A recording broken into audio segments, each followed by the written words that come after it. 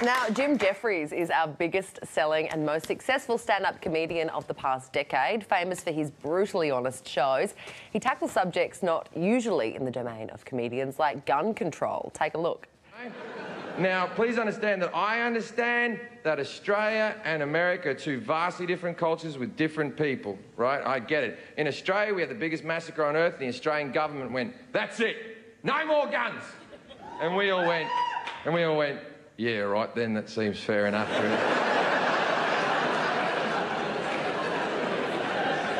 Now, in America, you have the Sandy Hook massacre where little tiny children died, and your government went, maybe we'll get rid of the big guns?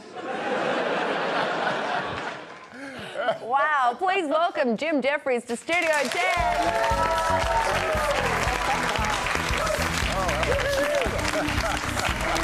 And you live to tell the tale. Hello. How you doing? Hey, mate. Hi. Hey, we know that your show can be a little sweary at times. Yeah, you picked the one bit of my whole show that you could put on morning television. It took us days. We've actually got our censor, Jono Coleman, standing by with a buzzer just in case. He's actually the network censor.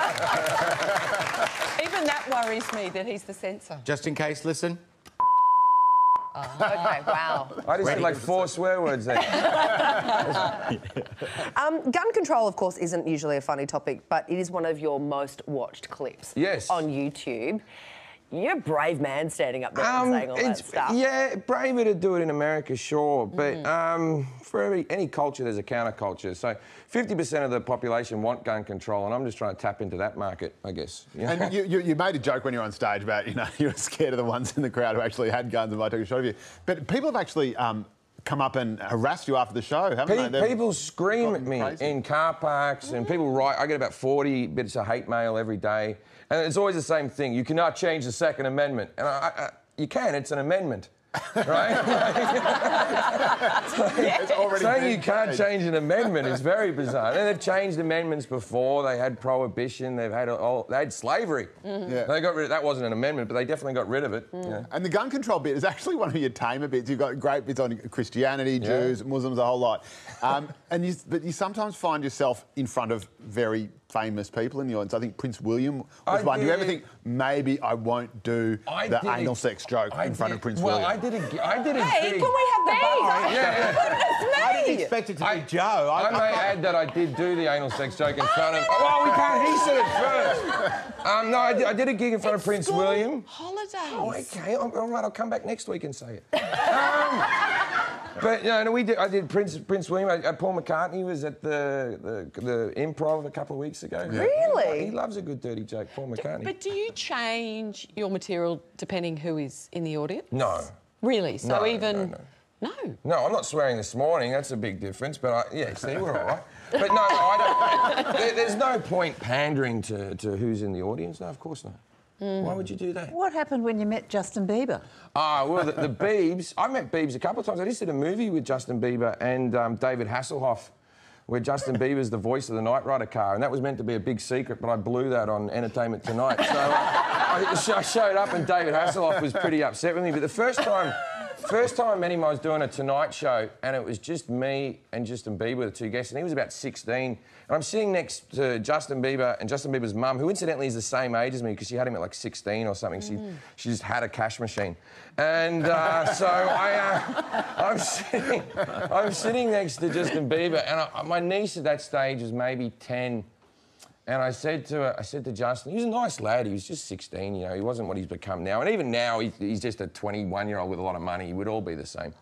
And I said, look, mate, I said, I've got a 10-year-old niece back in Australia, and she doesn't think much of me, but if I could ring her up and you just say hello to her, I would be the greatest uncle that ever lived. And he said, sure, anything for a believer. He said believer, right? Oh, my God. And so I get up in front of him, I pull my phone out, I turn on speakerphone, I ring up my niece and I go, "G'day, Sammy. It's your favourite Uncle Jim here. Now, I know what a big Justin Bieber fan you are." And she goes, "I hate him now. I like One Direction." Oh.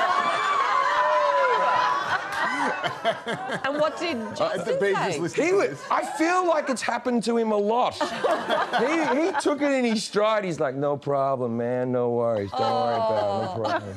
My opinion changed of him changed after seeing him being roasted. I thought he was really cool. What did you make of it? There's not much you can do when you're being roasted. You just got to take it. But I thought he was a nice lad. I've met him twice, and he's been very... Sure, if every one of your mistakes was publicised, you'd seem like a bit more of a jerk then. Yeah. Are you a believer? Well, that actually I'm not a believer. I only know the one song, the baby. I'm a believer too. I mean, you've met a lot of kind of famous people as well, haven't you? I thought it was going to be on the table. You're a huge Beatles fan. Sure, yeah. And you own some Beatles memorabilia or something. I don't own any.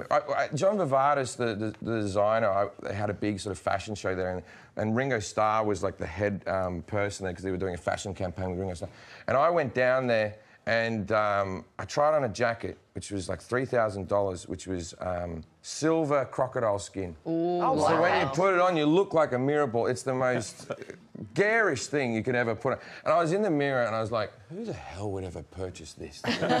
What stupid person would buy this? And all I heard was, you look great in that jacket. And I turned around and Ringo Starr, and I tell you what, when a Beatle says you look good in something, you buy it. You buy the jacket. I've worn it twice, but, you know, it was worth every penny. Yeah. Jim, we have to take a very quick break, but we are going to play a little Beatles fan game with you, so you can stick around, right? All right. Excellent.